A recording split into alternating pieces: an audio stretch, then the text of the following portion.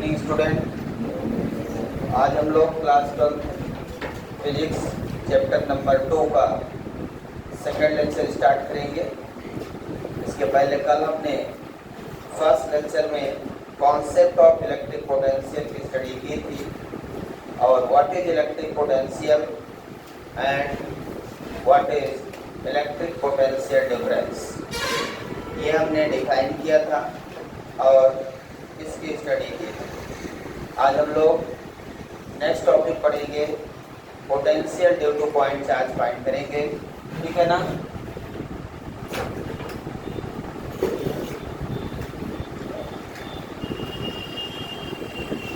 Electric potential due to point charge, आपको याद होगा इसके पहले हमने electric field intensity due to point charge find किया था। Electric field intensity due to point charge मतलब एक पॉइंट चार्ज के कारण इलेक्ट्रिक फील्ड कितनी प्रोड्यूस होगी उस चार्ज से कुछ डिस्टेंस पे। सिमिलरली आपको इलेक्ट्रिक पोटेंशियल निकालना है ड्यू टू पॉइंट चार्ज। तो हेडिंग लगाएंगे सभी लोग। आज की हेडिंग है electric potential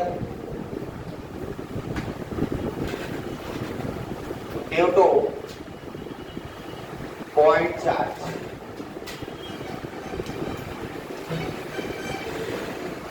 electric potential due to point charge.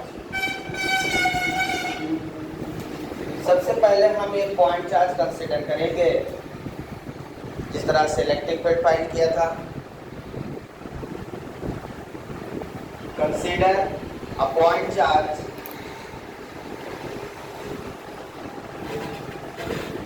plus Q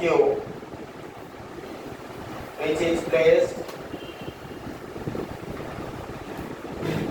at point O। वो पॉइंट पे एक पॉइंट चार्ज रखा हुआ है जो सोर्स चार्ज है।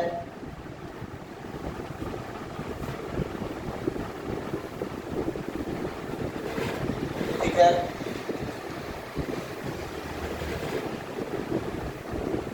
a test charge Q naught placed at point P at which point to find electric potential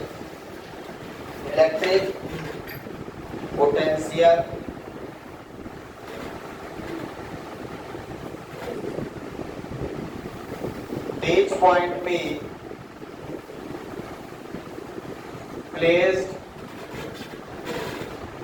small r distance, x distance ले लेता हूँ,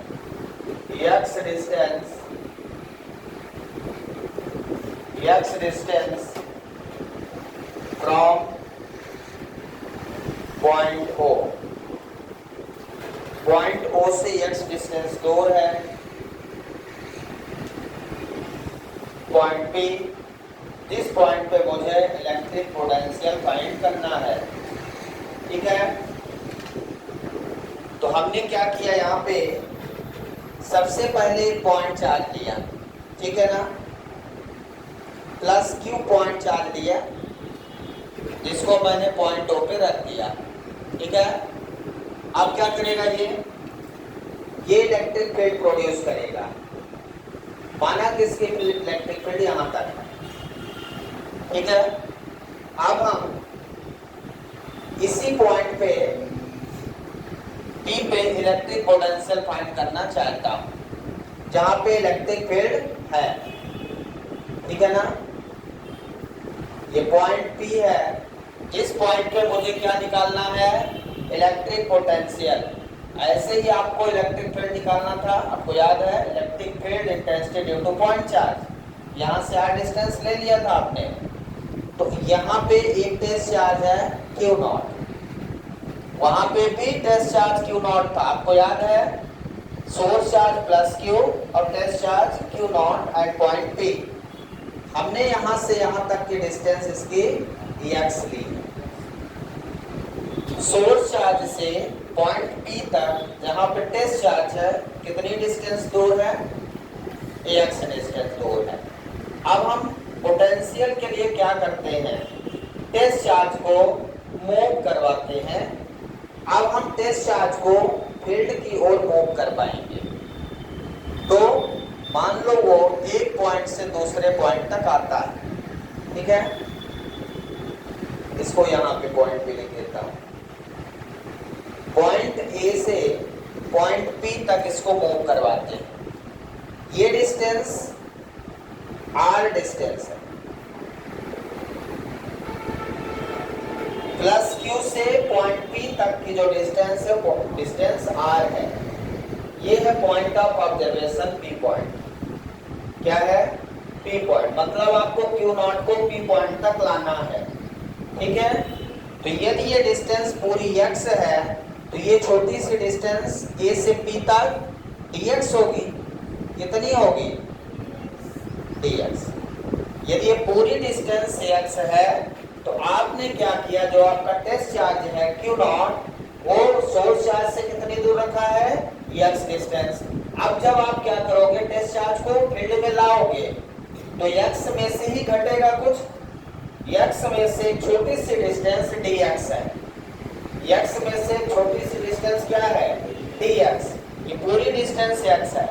हमने क्या किया, इस टेस्ट चार्ज को A से P की ओर मूव करवाया, मतलब फील्ड की ओर, फील्ड की अपोजिट डायरेक्शन में।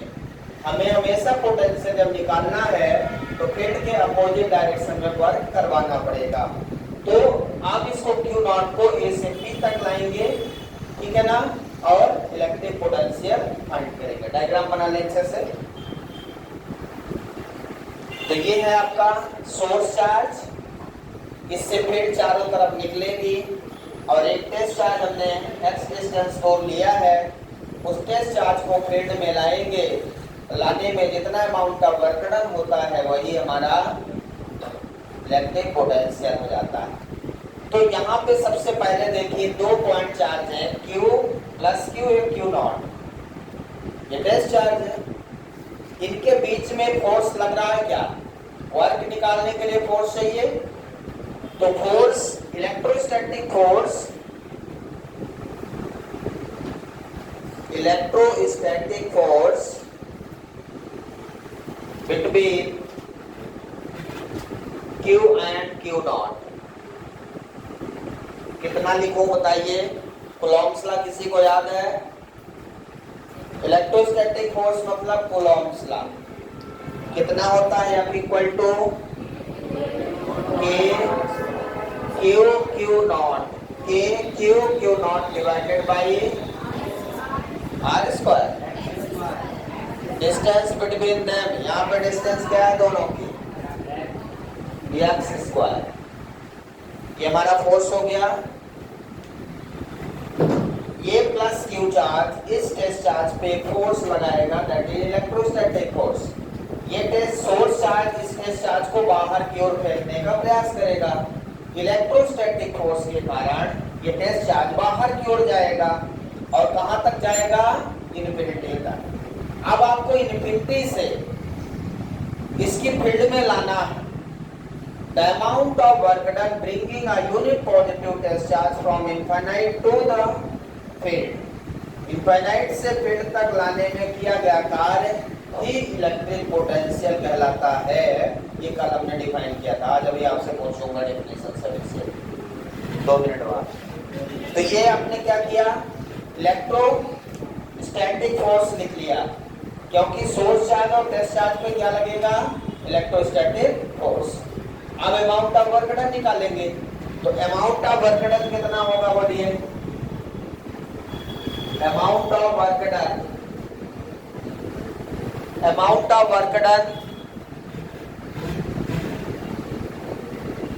From infinite to the field to the point पे लिख देता हूं, ठीक है। तो dw छोटा सा अमाउंट कितना है, छोटा सा वर्क डन कितना है, dw D W work equal to क्या होता है, फोर्स इनटू डिस्प्लेसमेंट। तो D W equal to force, vector form में कौन सा फोर्स है यहाँ पे, इलेक्ट्रोस्टैटिक फोर्स है। कौन सा फोर्स लिख रहे हैं, electrostatic force dot displacement Q not को यहाँ dx डिस्टेंस आपने लाया है, तो ये क्या हो जाएगा, displacement dx vector. dw equal to vector f dot dx vector. ये क्या है यहाँ पे, इलेक्ट्रोस्टैटिक फोर्स जो हमने यहाँ पे निकाला है, ये मैग्नीट्यूड में लिखा है, यहाँ पे वेक्टर में लिखा है। यह क्या है, इलेक्ट्रोस्टैटिक फोर्स, ध्यान रखिएगा। dx क्या है, displacement of discharge from point infinite to the field, point P तक, ठीक है।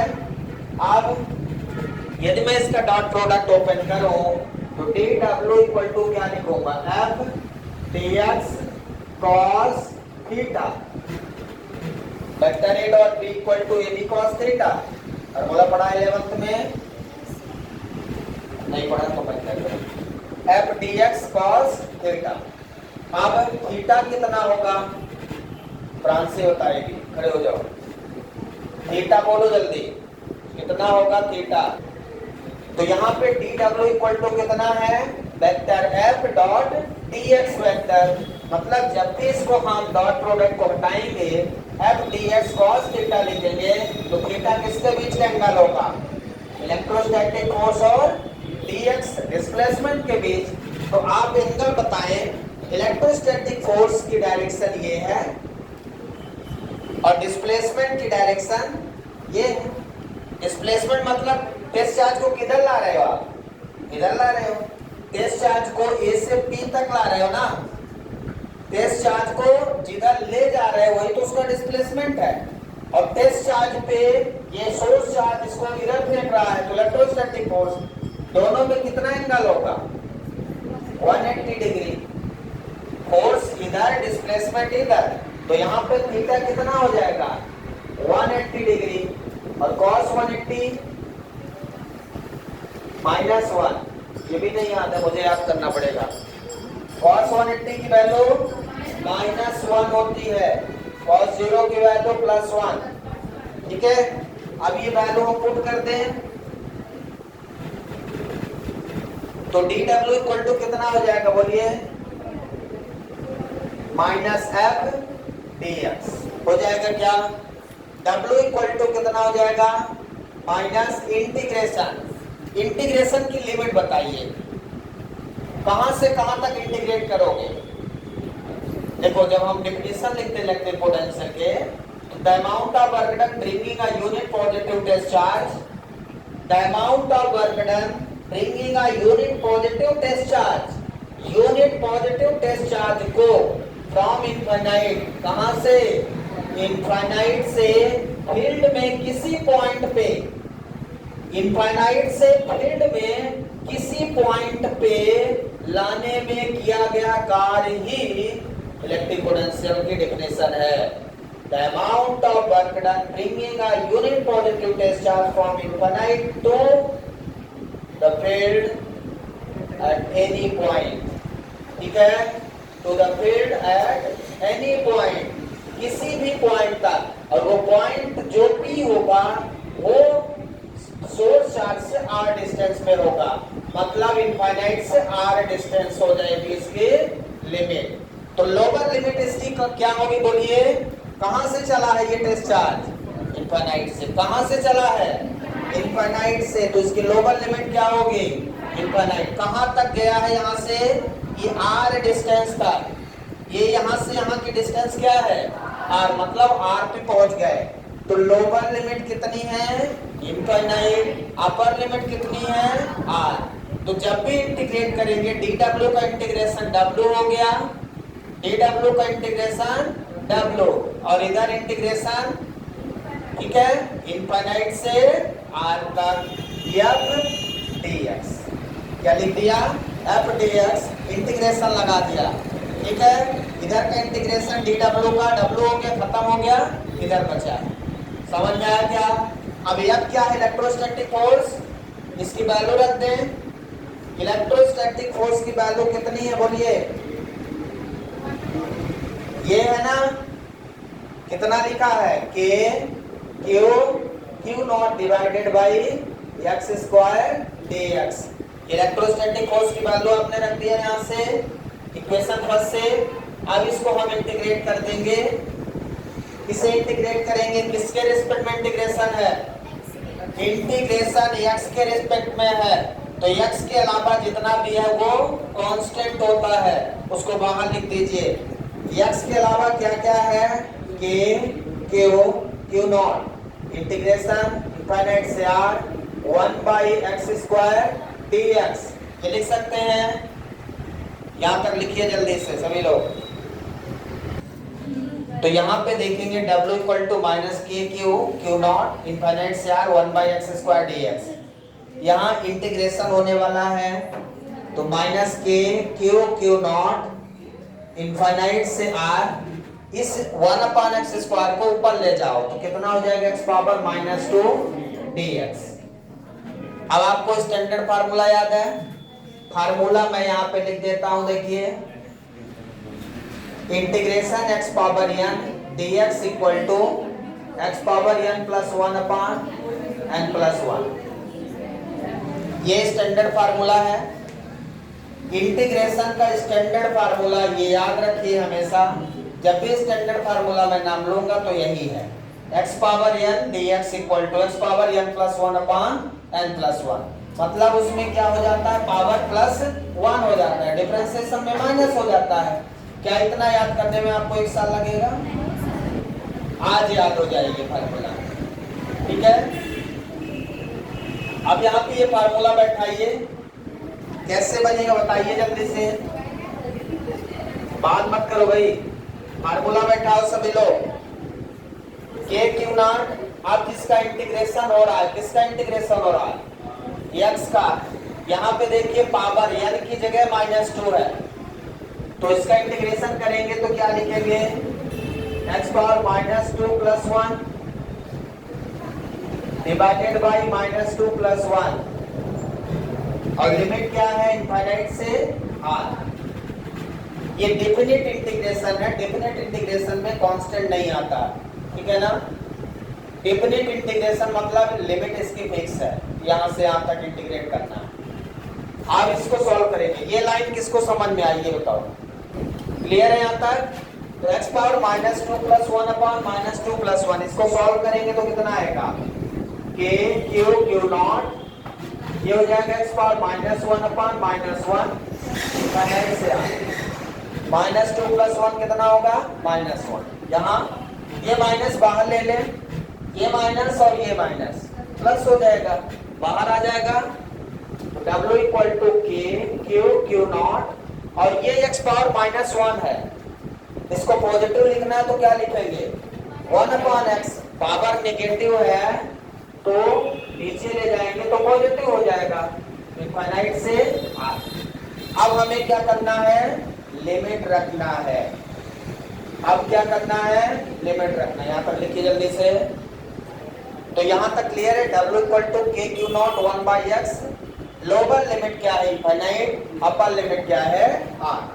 अब हम क्या करते हैं? इंटीग्रेशन के बाद लिमिट पुट करते हैं। क्या करते हैं? लिमिट पुट करते हैं। किसकी जगह पे लिमिट रखना है? जिसके रिस्पेक्ट में इंटीग्रेशन होता है, लिमिट उसी की जगह पे रखा जाता है। तो कैसे रखते हैं? Upper limit minus lower limit, याद रखें। तो ध्यान से देखें, समझने का प्रयास करें। के क्यू नॉट अपर लिमिट इसकी ये है, लोअर लिमिट ये है। जो नीचे लिखे उसको लोअर लिमिट बोलते हैं, जो ऊपर लिखा है उसको अपर लिमिट। तो पहले अपर लिमिट रखेंगे कहाँ पे? x की जगह पे। क्यों? क्योंकि x के रिस्पेक्ट में इंटीग्रेशन है, तो x की जगह पे ही लिख देना है। तो 1 अपान x की जगह क्या लिखेंगे? r। अपर लिमिट लिख दिया मैंने, अब क्या लिखेंगे? Minus lower limit 1 upon x की जगह पे अब क्या रखेंगे? Infinity. Lower limit infinity, 1 upon infinity 0 होता है। क्या होता है? 0। K Q Q naught 1 by r minus 0। 1/∞ equal to 0 लिख देंगे। 1/∞ कितना होता है? 0 होता है, याद रखिए। यहां तक कोई डाउट है? अब 0 1/r में 0 माइनस करोगे तो सेम संख्या मिलेगी। 10 माइनस 0 10 ही रहेगा। कोई भी नंबर 0 माइनस करेंगे तो उतना ही मिल जाएगा। तो W इक्वल टू कितना मिल जाएगा? Q नॉट बाई R ये मिलेगा। मुझे निकालना क्या है? Electric potential. हमने निकाला क्या? अमाउंट ऑफ वर्क डन निकाला। हमने निकाला क्या? अमाउंट ऑफ वर्क डन निकाला है उस Q नॉट को P पॉइंट तक लाने में। ठीक है, अब हम क्या करें? W को Q नॉट, ये जो Q नॉट है इसको डिवाइड कर दें। तो W divided by Q naught equal to क्या होता है? पोटेंशियल का फार्मूला। कल क्या होता है पोटेंशियल का formula? W by Q naught equal to B equal to कितना बचेगा? KQ by R। तो B इक्वल टू आपका क्या फार्मूला बन गया? KQ by R। K की वैल्यू कितनी है? 1/4 pi epsilon naught Q by R। So this is the formula of electric potential due to point charge। इधर लिख लिया भाई, लिमिट लिख लिया सबने। तो ये फार्मूला आपका बन गया है electric potential due to point charge. याद रहेगा, electric potential due to point charge का फार्मूला डिराइव कर लिया आपने। डिराइव किया क्या? Electric potential due to point charge मतलब potential inversely proportional to 1/r। Potential inversely proportional to 1/r। आपको याद है electric field intensity due to point charge? Electric field intensity क्या लिखते थे? KQ by R square. ध्यान से देख लीजिए, potential due to point charge और field due to point charge में क्या डिफरेंस है बोलिए? इसमें R है, इसमें R स्क्वायर है, बाकी सेम है। KQ by R square. Electric field के लिए पॉइंट चार्ज का होना जरूरी है, इलेक्ट्रिक पोटेंशियल के लिए भी पॉइंट चार्ज का होना जरूरी है। डिस्टेंस R पे ही इलेक्ट्रिक फील्ड निकालते हैं, पॉइंट चार्ज से R डिस्टेंस पे क्या निकालते हैं? Electric field intensity. और R डिस्टेंस पर ही पॉइंट चार्ज से R डिस्टेंस पे इलेक्ट्रिक पोटेंशियल निकालते हैं। ये पोटेंशियल कहाँ का है? पॉइंट P पर है, P पॉइंट पे। और P पॉइंट की डिस्टेंस प्लस Q चार्ज से क्या है बताइए? P पॉइंट की डिस्टेंस प्लस Q चार्ज से कितनी है? R डिस्टेंस है। सेम है कॉन्सेप्ट पूरा। तो याद रखिएगा, electric potential due to point charge KQ by R, electric field intensity due to point charge KQ by R square. Clear है सभी को? तो इस तरह से आपके सामने है। यदि मैं ग्राफ बनाऊं यहाँ पे पोटेंशियल वर्सेस R, तो कैसा बनेगा? इस तरह से V proportional 1/r। Hyperbolic variation इसको बोलते हैं।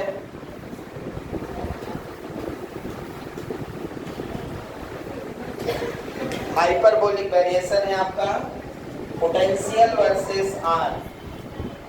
तो जैसे जैसे R बढ़ेगा पोटेंशियल क्या होगा? घटेगा। मतलब पॉइंट चार्ज से दूर जाओगे तो पोटेंशियल घटेगा। ये इनवर्सली प्रोपोर्शनल का मतलब है R बढ़ेगा।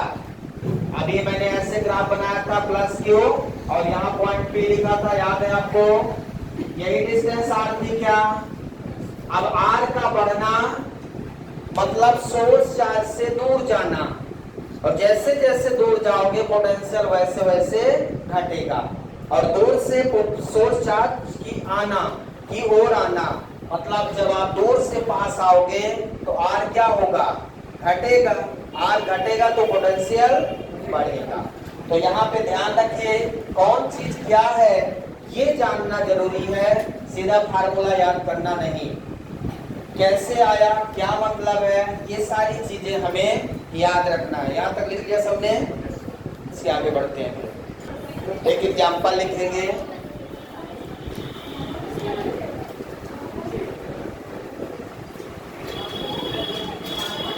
To find electric potential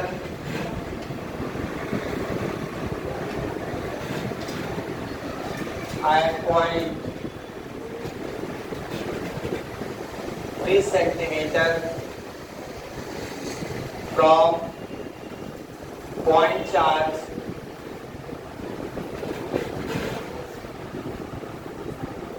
(6 microcoulomb)